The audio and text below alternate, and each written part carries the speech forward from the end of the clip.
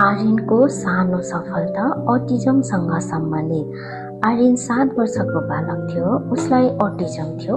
उसलाई बोल्न गाह्रो हुन्थ्यो र धेरै जसो समय एउटै खेलौनासँग एक्लै खेल्न मन पर्थ्यो।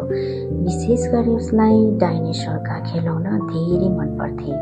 कसैले खेल परिवर्तन गर्न खोजेमा ऊ असहज हुन्थ्यो। एक दिन आर्यनकी आमाले उसँग नयाँ तरिकाले खेल्ने निर्णय गर्नुभयो। उहाँले सबैभन्दा पहिले टिभी बन्द गर्नुभयो र कोठालाई शान्त बनाउनु भयो। त्यसपछि उहाँ आर्यनको अगाडि उसको आँखाको स्तरमा बस्नुभयो।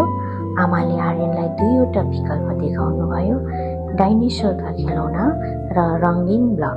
आर्यनले तुरुन्तै डाइनोसर रोज्यो।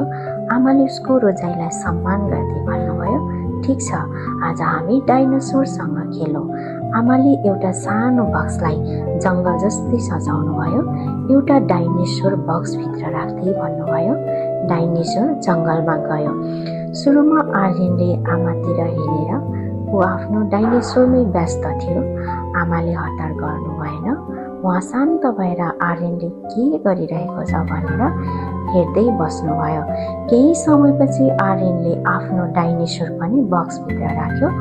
आमाले मुस्कुराउँदै ताली बजाउनु भयो र भन्नुभयो, शाबास आर्यन, डाइनोसर जङ्गलमा गयो, धेरै राम्रो।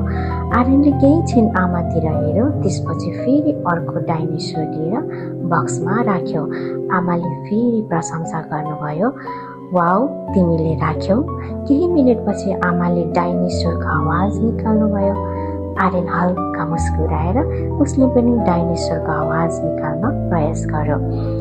आमा र आर्यन केही समय एउटै खेलमा सँगै रमाइरहे।